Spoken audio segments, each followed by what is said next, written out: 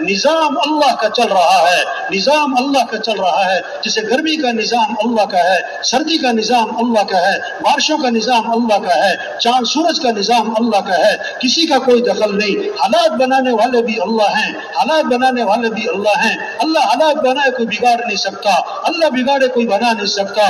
تو ہمیں کیا کرنا ہے؟ ہمیں تو اللہ کو راضی کرنا ہے. ہم اللہ کے بندے ہیں، ہم اللہ کے محتاج ہیں. جو کچھ اللہ کا دیا ہوا ہے، آنکھیں اللہ نے دی ہیں، ہاتھ اللہ نے دیے ہیں، عقل اللہ نے دی ہے، بولنے کی طاقت اللہ نے دی ہے، سننے کی طاقت اللہ نے دی ہے. یہ زمین اللہ کی مانتی، یہ سورج اللہ کی مانتا ہے، یہ سمندر اللہ کی مانتا ہے، یہ بارشیں بادل اللہ کی مانتے ہیں. وہ انسان تو بھی اللہ کی مان، ہم اللہ کی مانیں گے. یہ کائنات ہماری مانے گی. یہ کائنات صحابہ اللہ کی مانتے تھے، صحابہ اللہ کی مانتے تھے. اس لیے زمین بھی ان کی مانتی تھی، ہوائیں بھی ان کی مانتی تھی، بارشیں بھی ان کی مانتی تھی. سارا نظام ان کے تابع تھا کیونکہ وہ اللہ کی مانتے تھے. آج ہوائیں ہمارے خلاف ہیں، بارشیں ہمارے خلاف ہیں، سمندر کا نظام ہمارے خلاف ہے. کیوں؟ کیا اللہ کو ناراض کیا ہے؟ اللہ کو ناراض کیا ہے. تبلیغ میں یہ محنت ہو رہی، وہ بھائی رجوع اللہ کی طرف کرو. حالات اللہ بنائیں گے، حالات اللہ بنائیں گے. ہم اللہ کو راضی کریں، ہم اللہ کو ساتھ لیں. اللہ کو ساتھ لینے کے لیے کیا کرنا ہے؟ حضرت محمد مصطفیٰ صلی اللہ علیہ وسلم والے اعمال ہیں، اس میں سب سے پہلا عمل نماز ہے. نماز ہے، نماز ہے. نماز زندہ ہو جائے، نماز زندہ ہو جائے. جب گرمی آتی ہے لوگ پنکھے چلاتے ہیں، سردی آتی ہے لوگ ہیٹر چلاتے ہیں. کیوں ہیٹر چلائے؟ کہ سردی آ گئی. جب لوگ اللہ کو پہچانیں گے، جب یقین اللہ کی ذات پر آئے گا، جب اللہ کی عظمت دل میں اترے گی، جب اللہ سے ہونے کا ذہن بنے گا، اذان سن کے مسجد، اذان سن کے مسجد، ہمارا غریب مسجد میں، ہمارا امیر مسجد میں، ہمارا وکیل مسجد میں، ہمارا جج مسجد میں، ہمارا افسر مسجد میں، ہمارا وزیر اعظم مسجد میں. آدمی وزیر اعظم بن جائے، باپ کا تو بیٹا ہے، باپ کا تو بیٹا ہے. ہم کچھ بھی بن جائیں، ہم اللہ کے بندے ہیں. ہم سانس لینے میں اللہ کے محتاج ہیں، ہم پلک جھپکنے میں اللہ کے محتاج ہیں، ہم ہاتھ کی حرکت میں اللہ کے محتاج ہیں، ہم پاؤں سے اٹھانے میں اللہ کے محتاج ہیں، ہم دل دھڑکنے میں اللہ کے محتاج ہیں، سانس اندر لے جانے میں اللہ کے محتاج ہیں، سانس باہر نکالنے میں اللہ کے محتاج ہیں. نماز اللہ کا حکم ہے. کون اللہ؟ جس اللہ نے آنکھیں دی. الم نجعل له عینین، کیا میں نے تمہیں دو آنکھیں نہیں دی؟ ولسانا وشفتین، کیا میں نے تمہیں زبان نہ دی؟ کیا میں نے تمہیں دو ہونٹ نہ دیے؟ وما بكم من نعمت فمن اللہ، جو بھی تم پر نعمت ہے وہ اللہ کی طرف سے ہے، اللہ کی طرف سے ہے. ھذا خلق اللہ، یہ سب کچھ اللہ نے پیدا کیا. فارونی ماذا خلق الذین من دونی، اللہ کے علاوہ کسی نے کچھ پیدا کیا تو دکھاؤ. کوئی چاول کا دانہ، کوئی ریت کا ذرہ، کوئی درخت کا پتا اللہ کے علاوہ کسی اور نے پیدا کیا ہو؟ سارا نظام اللہ کا ہے، اللہ کا حکم ہے. حی علی الصلاۃ، آجو آجو آجو آجو نماز کی طرف. چھوڑو دکان، چھوڑو دفتر، چھوڑو کاروبار. نماز اہم ہے، نماز سے اہم کوئی چیز نہیں. طواف 24 گھنٹے چل رہا ہے، طواف 24 گھنٹے چل رہا ہے. گرمی سردی بارش طواف نہیں رکتا ہے. جب نماز کھڑی تو طواف بھی رک گیا، جب نماز کھڑی تو طواف بھی رک گیا. یہ کیسا مسلمان ہے جو اذان کے بعد دکان نہیں روکتا، دفتر کا نظام نہیں رکتا، کاروبار نہیں رکتا؟ نہیں، کھیل نہیں رکتا، کھیل نہیں رکتا. جس نماز کے لیے طواف رکا ہے اس نماز کے لیے کھیل نہیں رکا ہے. تبلیغ میں یہ محنت ہے بھائی، نماز پڑھو بھائی. اللہ کو جو پہچانے گا وہ اللہ کی مانے گا. زندہ آدمی کو سوئی چبھے، چیخ نکل جائے، مردہ کو خنجر لگے، وہ ٹس سے مس نہ ہو. جس کا دل زندہ ہوگا، یعنی دل میں اللہ کی عظمت ہوگی اور دل میں اللہ کی محبت ہوگی اور دل میں اللہ سے ہونے کا ذہن ہوگا، تو جب آذان سنے گا نا، اللہ اکبر اللہ اکبر، دکان چھوڑے گا، دفتر چھوڑے گا، بستر چھوڑے گا، کاروبار چھوڑے گا، چلے گا مسجد کی طرف. اگر دل مردہ ہے، دل مردہ ہے، دل میں دنیا کی عظمت ہے، چیزوں کا شوق ہے، چیزوں کا یقین ہے، کاروبار کی عظمت ہے، پیسے کا یقین ہے، تو اذان پہ اذان سنے گا اور ٹس سے مس نہ ہوگا. ہاں،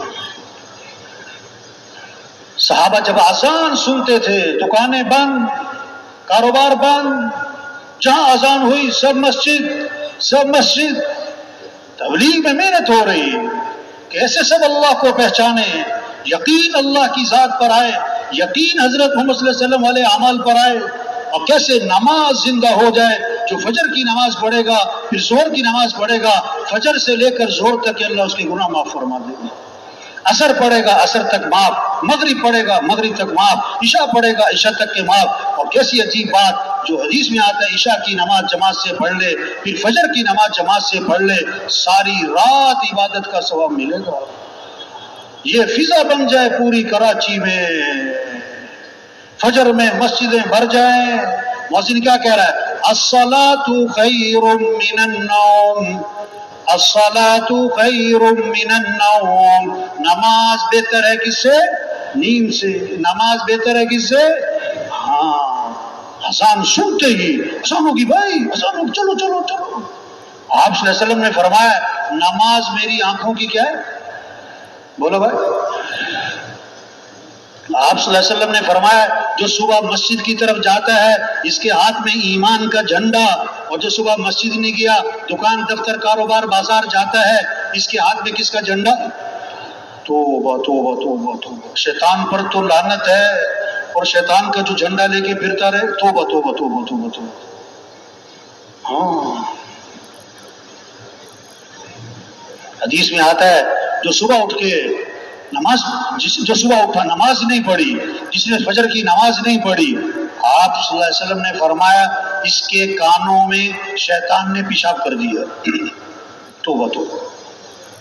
और फरमाया, ये खबीसुन नफ्स है, इसका नफ्स खबीस, नजस, गंदा। तौबा तौबा। अब देखिए हर मोहल्ले में कितने लोग हैं जो फजर में नहीं होते।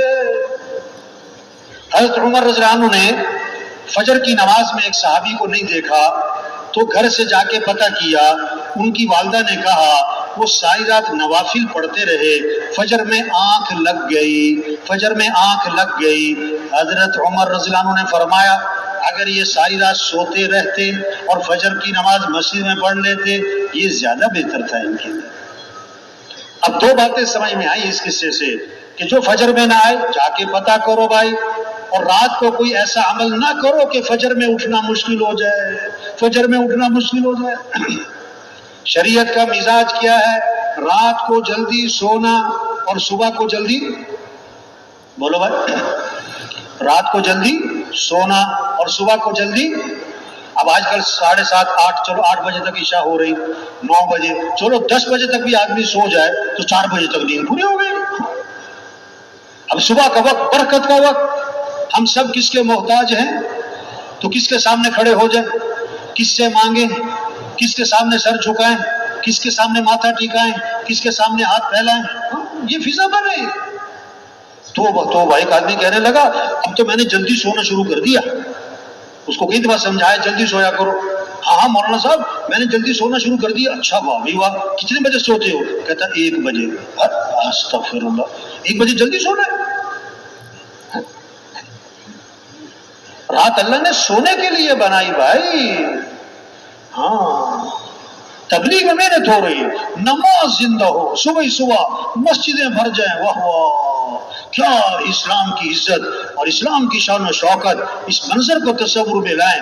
फजर में लोग चौक दर चौक मस्जिद जा रहे हैं, बड़े बूढ़े मस्जिद जा रहे हैं, जवान बच्चे सब मस्जिद जा रहे हैं। वाह वाह वाह वाह, क्या खूबसूरत मंजर होगा। ये मेहनत है कि नमाज जिंदा हो जाए। अल्लाह ने माल दिया तो ज़कात, ये माल इसलिए नहीं कि ख्वाहिशात पे खर्च करे, माल इसलिए कि अल्लाह के रास्ते में खर्च करे। हाँ, हज़रत उमर रज़ियल्लाहु अन्हु ने ना थैली में दराहिम, दिनार दराहिम से भरी थैली, और अपने खादिम से फरमाया, गुलाम से, जाओ अबू उबैदा बिन जर्राह रज़ियल्लाहु अन्हु के पास और उनको कहो कि उमर ने आपके लिए दिए हैं, अपनी जरूरत में खर्च करें, और फिर दाएं बाएं बैठ जाना, देखना वो क्या करते हैं। खादिम गुलाम ने लिया और अबू उबैदा बिन जर्राह रज़ियल्लाहु अन्हु के पास पहुंचा कि हज़रत उमर ने आपके लिए दिए हैं, अपनी जरूरत में खर्च करने के लिए। उन्होंने हाथ उठाए, हज़रत उमर को दुआएं दी, अल्लाह बरकत दे उमर को, जज़ाए खैर दे उमर को। ये शरीयत का मिजाज है, कोई आप पर एहसान करे तो उसके लिए दुआ करें, उसके लिए दुआ करें। और फिर वो अपने खादिम को बुलाया, ये 5 फुला को दे आओ, ये 7 फुला को दे आओ, ये 9 फुला को दे आओ, और सारे के सारे तकसीम कर दिए।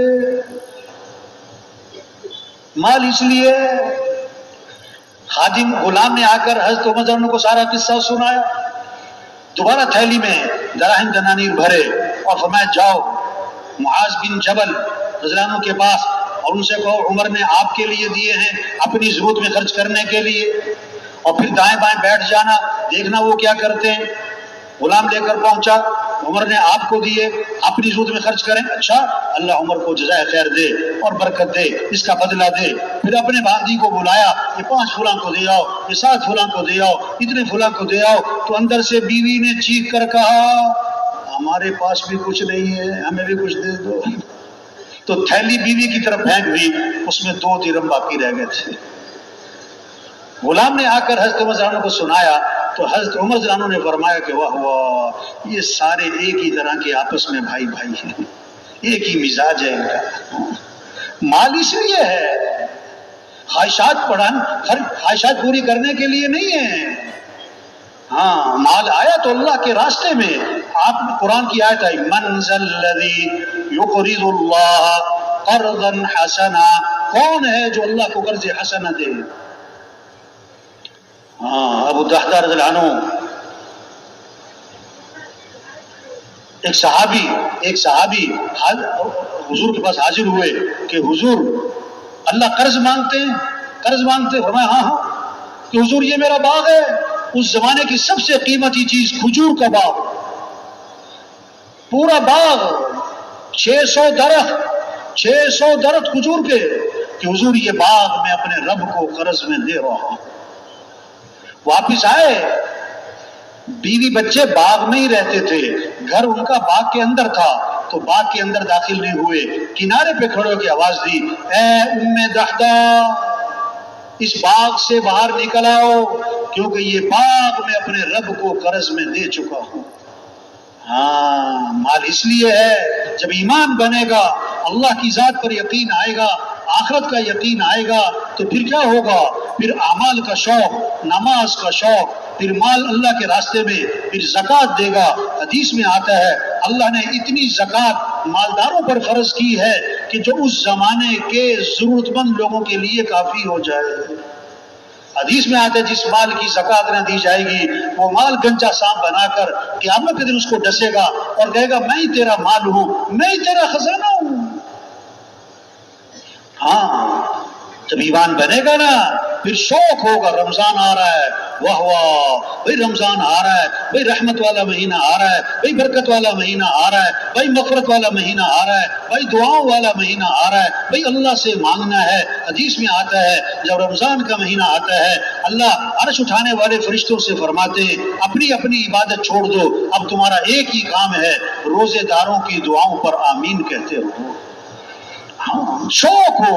حدیث میں آتا ہے جس نے ایک روزہ چھوڑ دیا رمضان کا، ساری زندگی روزے رکھتا رہے، ایک روزہ چھوڑنے کا جو نقصان ہوا ہے اس کی تلافی نہیں ہو سکتی۔ ہم مسلمان ہیں، سلف صالحین کے بارے میں سنا جب رمضان جاتا تھا 1 مہینہ افسوس، 2 مہینہ افسوس، 3 مہینہ افسوس، اور پھر جب رمضان آنے والا تو اس سے پہلے 3-4 مہینے پہلے شوق چڑھ جاتا تھا، خوشی چڑھ جاتی تھی کہ واہ واہ رمضان آ رہا ہے، رمضان آ رہا ہے۔ جب ایمان بنے گا نا پھر یہ شوق ہوگا نماز کا، شوق ہوگا رمضان روزوں کا، شوق ہوگا اللہ کے گھر جانا ہے، بیت اللہ حج پہ جانا ہے۔ حدیث میں آتا ہے جس پر حج فرض ہے اور وہ نہیں کرتا، آپ نے فرمایا مجھے کوئی پرواہ نہیں، یا یہودی ہو کے مرے یا عیسائی ہو کے مر جائے۔ یہ فکر کرنی ہے تبلیغ میں کہ کیسے نماز زندہ ہو، رمضان ہے تو روزہ زندہ ہو، ہاں کیسے ہر مسلمان زکوٰۃ دینے والا، حج کرنے والا جس پر فرض ہے، ہر مسلمان دین سیکھنے والا بن جائے، شوق پیدا ہو، تاجر تجارت کے مسائل کو سیکھے، زمیندار زمیندارے کے مسائل کو سیکھے، مالدار مال سے متعلقہ احکام کو سیکھے، ہاں ڈاکٹر صاحب ڈاکٹری سے متعلقہ جو اللہ کے احکام ہیں اس کو سیکھیں۔ دین سیکھنے سے آتا ہے، بغیر سیکھے نہیں آتا۔ گاڑی چلانا کہ سیکھنا پڑتا ہے، درزی کا کام کہ سیکھنا پڑتا ہے، باورچی کھانا پکانا کہ سیکھنا پڑتا ہے۔ ایک ذہن بنا ہوا ہے کہ ہر کام سیکھنا پڑتا ہے، ارے بھائی اسلام بھی سیکھنا پڑتا ہے، دین بھی سیکھنا پڑتا ہے. ڈاکٹر کے گھر پیدا ہوا تو ڈاکٹر تھوڑا بنے گا، محنت سے ڈاکٹر بنے گا، سیکھے گا تو ڈاکٹر بنے گا. اسی طرح مسلمان کے گھر پیدا ہوا، مسلمان تو بن گیا، لیکن بھائی اسلام تو سیکھنا پڑے گا. اسلام دیکھو، غسل کے فرض یاد کرنے میں ایک ہفتہ نہیں، ایک دن نہیں، ایک گھنٹہ نہیں، صرف 1 منٹ لگتا ہے. آج ہمارے کتنے مسلمان بھائی ہیں جن کو غسل کے فرض نہیں آتے، جنازے کی دعا نہیں آتی، دعائے قنوت نہیں آتی، نماز کے فرائض کا پتہ نہیں ہے. تبلیغ میں محنت ہے. کیسے ہر مسلمان دین کو سیکھے، دین کو سیکھے، اللہ کے احکام کو سیکھے. شریعت کیا ہے، سنت کیا ہے، اللہ کا حکم کیا ہے. رواج کو نہیں، شریعت کو دیکھنا ہے. فیشن کو نہیں، سنت کو دیکھنا ہے.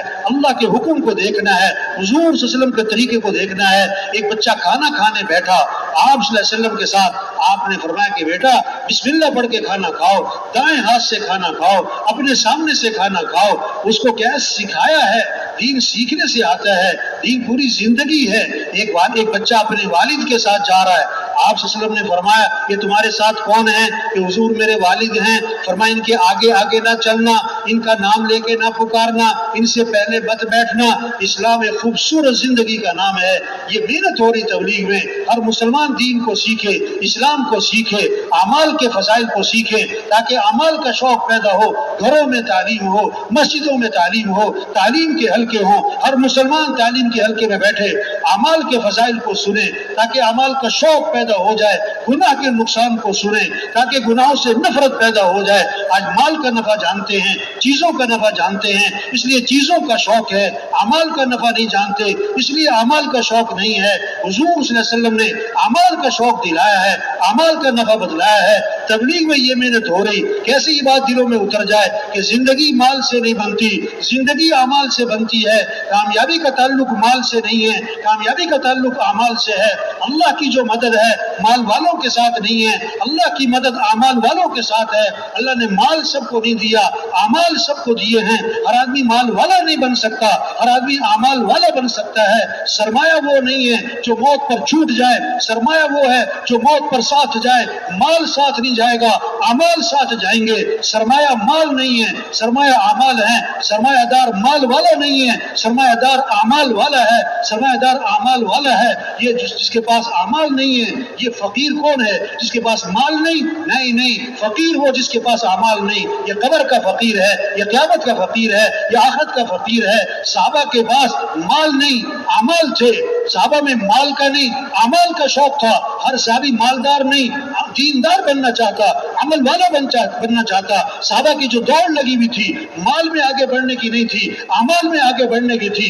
غریب صحابہ اکٹھے ہوئے اور حضور صلی اللہ علیہ وسلم میں حاضر ہوئے اور آ کر ایک مقدمہ لائے کہ حضور کیا ہوا؟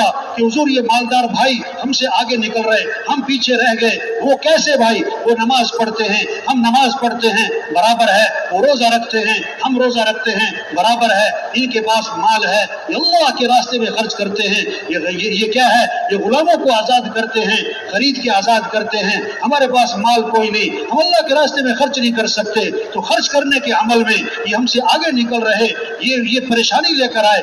آپ نے فرمایا میں تمہیں ایسا عمل بتلاتا ہوں جو اس عمل کو کرے گا اس سے آگے کوئی نکل نہیں سکے گا، اتنے اجر کمائے گا اس کے برابر کوئی پہنچ نہ سکے گا.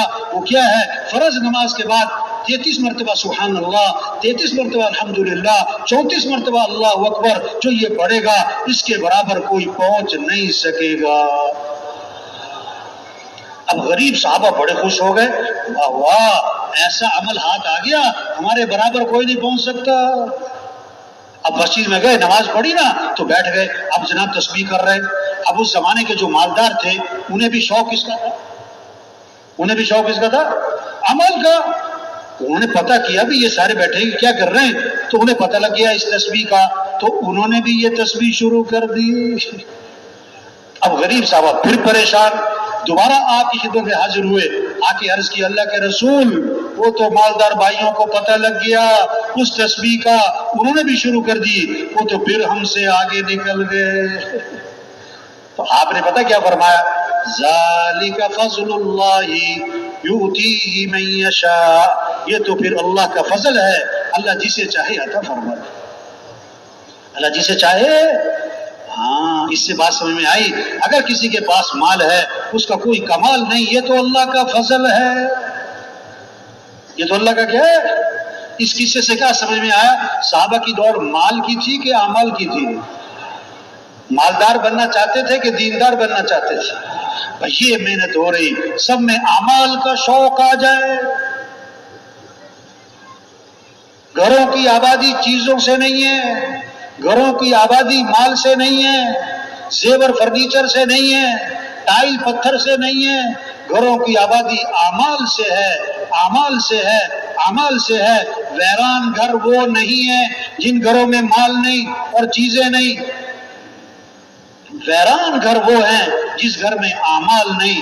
صحابہ کے گھر چیزوں سے خالی تھے اور اعمال سے، بولو بھائی، بھرے ہوئے تھے۔ آج گھر چیزوں سے بھرتے جا رہے اور اعمال سے کیا ہو رہے؟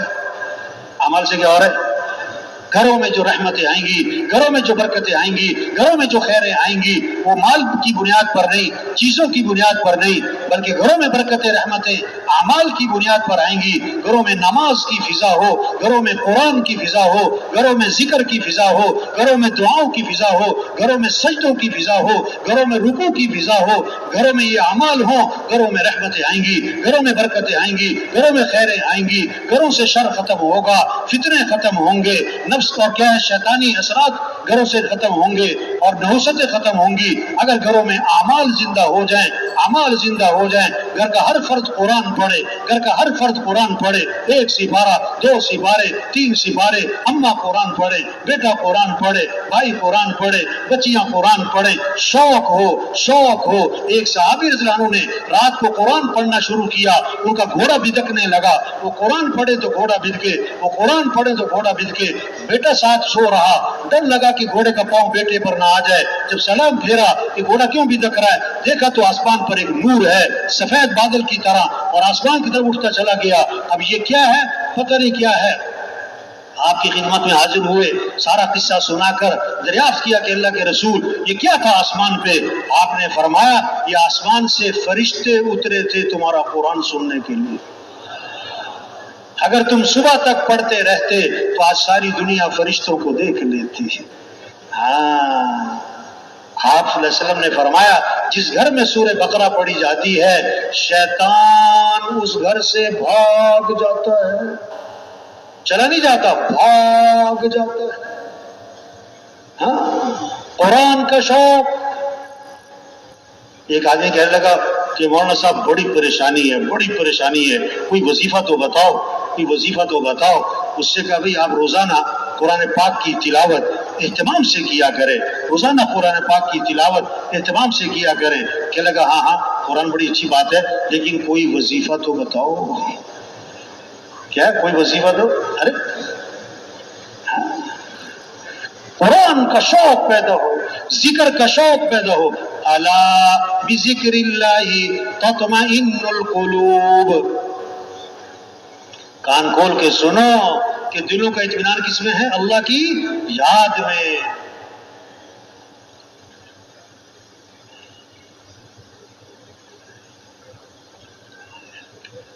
دلوں کا اطمینان کس میں بھائی؟ اللہ کی۔ ہاں، آپ صلی اللہ علیہ وسلم نے فرمایا جو 100 مرتبہ پڑھے لا الہ الا اللہ، کتنی مرتبہ؟ 100 مرتبہ، جب قیامت کے دن اٹھے گا تو اس کا چہرہ 14ویں رات کے چاند کی طرح چمک رہا ہوگا۔ آپ صلی اللہ علیہ وسلم نے فرمایا جنت کی چابی لا الہ الا اللہ۔ ایک حدیث میں آتا ہے جنت کی قیمت لا الہ الا اللہ۔ آپ نے فرمایا کوئی گناہ ہو جائے تو فوراً کوئی نیکی کا کام کر لیا کرو صحابہ، تاکہ گناہ کی نوست دھل جائے۔ صحابہ نے عرض کیا حضور لا الہ الا اللہ اس کا پڑھنا بھی نیکیوں میں شامل ہے؟ آپ نے فرمایا یہ تو سب سے افضل نیکی ہے، یہ تو سب سے۔ آپ نے فرمایا اپنے ایمان کو تازہ کرتے رہا کرو، جددو ایمانکم، اپنے ایمان کو تازہ کرتے رہا کرو۔ صحابہ نے عرض کیا حضور ایمان کو کیسے تازہ کریں؟ آپ نے کیا فرمایا لا الہ الا اللہ، اس کو کثرت سے پڑھو، 100 دفعہ نہیں، 200 دفعہ نہیں، کثرت اور علماء نے لکھا ہے جو 300 دفعہ پڑھے گا وہ کثرت میں آ جائے گا۔ بچے بچیاں بوڑھے جوان، ہمارے غریب ہمارے امیر، ان کے ہاتھوں میں تسبیح ہو اور کیا پڑھ رہے ہوں؟ لا الہ الا اللہ۔ آپ نے فرمایا سبحان اللہ کا ثواب احد پہاڑ سے بھی زیادہ ہے، الحمدللہ اس کا ثواب احد پہاڑ سے بھی زیادہ ہے۔ واہ واہ، یہ کمائی ہے۔ سبحان اللہ، جنت میں درخت لگ گیا، الحمدللہ جنت میں درخت لگ گیا۔ آپ صلی اللہ علیہ وسلم نے فرمایا، کیسی خوبصورت حدیث ہے، کمال کے الفاظ ہیں، کلمتانی خفیفتانی علی اللسانی ثقیلتانی فی المیزانی حبیبتانی الی الرحمن سبحان اللہ وبحمدہ سبحان اللہ العظیم۔ دو کلمے ہیں جو زبان پر بہت ہلکے ہیں اور قیامت کے دن ترازو میں بڑے وزنی ہیں اور اللہ کو بڑے محبوب ہیں۔ وہ کیا ہیں؟ سبحان اللہ وبحمدہ سبحان اللہ العظیم، سبحان اللہ وبحمدہ سبحان اللہ العظیم۔ شوق ہو، اس سے اطمینان، اس سے دلوں کو راحت، اس سے دلوں کو سکون، اس سے بے چینیاں ختم ہوں، اس سے دل کی پریشانیاں ختم ہوں۔ آپ صلی اللہ علیہ وسلم فجر کی نماز کے لیے تشریف لے جا رہے ہیں اور حضرت جویریہ رضی اللہ عنہا مصلی پر بیٹھی ذکر کر رہی ہیں۔ اس کا مطلب کیا ہوا؟ خامن صبح جب فجر میں مسجد میں جائے تو بیوی کہاں پر ہو؟ مصلی پر ہو۔ اور آپ صلی اللہ علیہ وسلم فجر کے بعد واپس تشریف نہیں لائے، اشراق کے بعد نہیں آئے۔ حدیث کے الفاظ ہیں رجع بعد ان اضحی، چاشت کے بعد جب سورج میں تیزی آ گئی، کم از کم 2.5-3 گھنٹے آپ واپس تشریف لائے تو حضرت جویریہ رضی اللہ عنہا اسی طرح مصلی پر بیٹھی ذکر کر رہی ہیں۔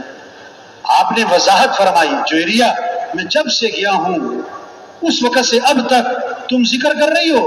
عرض کیا جی ہاں حضور، اس وقت سے اب تک میں ذکر کر رہی ہوں۔ جب اللہ سے تعلق ہوگا، جب اللہ سے محبت ہوگی، جب اللہ کی عظمت ہوگی، اب زبانوں پر کس کا نام ہوگا؟ اللہ۔ اب ذکر میں لذت، ذکر میں حلاوت، ذکر میں اطمینان، وقت کے گزرنے کا احساس نہیں۔ اب آپ کو پتا تھا کہ اتنا لمبا ذکر ہر مسلمان تو نہ کر سکے گا، آپ نے کام آسان فرمایا کہ جویریہ میں نے تمہارے بعد کیا ہے 4 کلمات 3 مرتبہ کہے، اس کا جو اجر ہے نا تمہارے صبح سے اب تک کے ذکر سے زیادہ ہے۔ کیا؟ سبحان اللہ وبحمدہ عدد خلقہ ورضا نفسہ وزنۃ عرشہ ومداد کلماتہ۔ اس کا اجر تمہارے صبح سے اب تک کے ذکر سے کیا ہے؟ زیادہ ہے۔ شوق پیدا ہو ذکر کا، تلاوت کا۔ آپ صلی اللہ علیہ وسلم نے فرمایا جو 1 مرتبہ درود شریف پڑھے گا اللہ کی 10 رحمتیں اس پر نازل ہوں گی اور 10 گناہ اس کے معاف ہوں گے اور 10 نیکیاں لکھی جائیں گی اور 10 درجے اس کے بلند ہو جائیں گے۔ کتنی کمائی ہوگی بھائی! آپ نے فرمایا روشن رات یعنی جمعرات، روشن دن یعنی جمعے کا دن، اس میں میرے پر درود شریف کثرت سے پڑھا کرو کیونکہ تمہارا درود شریف میرے اوپر پیش کیا جاتا ہے۔ اور آگے عجیب بات فرمائی، فرمایا جو میرے پر درود بھیجے گا میں اس کے لیے دعا بھی کروں گا، استغفار بھی کروں گا۔ ایک حدیث میں آتا ہے آپ نے فرمایا جو آدمی میرے پر درود شریف پڑھتا ہے، درود شریف بھیجتا ہے، جب تک وہ درود شریف پڑھتا رہتا ہے اس وقت تک اللہ کے فرشتے اس کے لیے رحمت کی دعا کرتے رہتے ہیں۔ آگے فرمایا اب اس کی مرضی ہے درود شریف تھوڑا پڑھے یا زیادہ پڑھے۔ ایک صحابی آئے، عرض کی اللہ کے رسول میں نے ذکر کا وقت طے کیا، دعا کا وقت طے کیا، اس میں سے کتنا وقت درود شریف کو دے دوں؟ پھر خود ہی عرض کیا حضور 1/4 وقت درود شریف کو دے دوں؟ فرمایا ٹھیک ہے لیکن درود شریف زیادہ کر لو تو بہتر ہے۔ حضور 1/3 وقت درود شریف کو دے دوں؟ فرمایا ٹھیک ہے لیکن درود شریف زیادہ کر لو تو بہتر ہے۔ حضور آدھا وقت درود شریف کو دے دوں؟ فرمایا ٹھیک ہے لیکن زیادہ کرو تو بہتر ہے۔ حضور میں 2/3 وقت درود شریف کو دے دوں؟ فرمایا ٹھیک ہے لیکن درود شریف اور زیادہ کرو تو بہتر ہے۔ انہوں نے عرض کیا حضور پھر میں ایسا کرتا ہوں میں سارا وقت درود شریف ہی پڑھتا رہوں گا۔ آپ نے فرمایا اذن تکفی ہمک ویغفر ذنبک، اگر تم ایسا کرو گے تمہاری ساری پریشانیاں دور کر دی جائیں گی اور تمہارے سارے گناہوں کو معاف کر دیا جائے گا۔ ہاں یہ شوق پیدا ہو۔ آپ صلی اللہ علیہ وسلم نے فرمایا جو کثرت سے استغفار کرے گا اللہ ہر تنگی سے اسے نکالے گا، پریشانیوں سے بچائے گا، اللہ وہاں سے رزق دے گا جہاں سے وہم و گمان بھی نہیں ہے۔ استغفار پر وعدہ ہے۔ وما كان الله ليعذبهم وأنت فيهم وما كان الله معذبهم وهم يستغفرون، جب تک آپ ان میں موجود ہیں ان پر عذاب نہیں آئے گا۔ اگر آپ دنیا سے تشریف لے گئے تو جب تک یہ استغفار کرتے رہیں گے ان پر عذاب نہیں آئے گا۔ ہاں استغفار کی برکت، یہ شوق پیدا ہو۔ آپ صلی اللہ علیہ وسلم نے فرمایا سید الاستغفار یعنی استغفار کا سردار وہ کیا ہے؟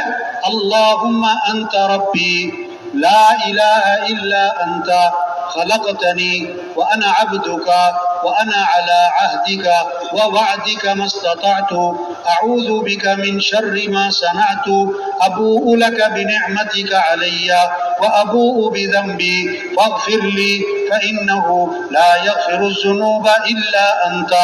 یہ سید الاستغفار ہے، اور میں جو صبح کو ایک مرتبہ پڑھے لیکن دل کے یقین کے ساتھ پڑھ لے اگر شام تک موت آ گئی تو سیدھا جنت میں جائے گا۔ شام کو پڑھ لیا اور صبح تک موت آ گئی تو سیدھا جنت میں جائے گا۔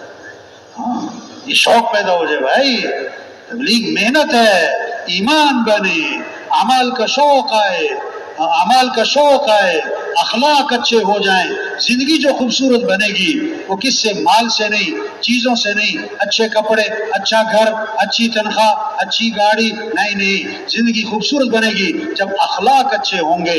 اخلاق اچھے ہوں گے۔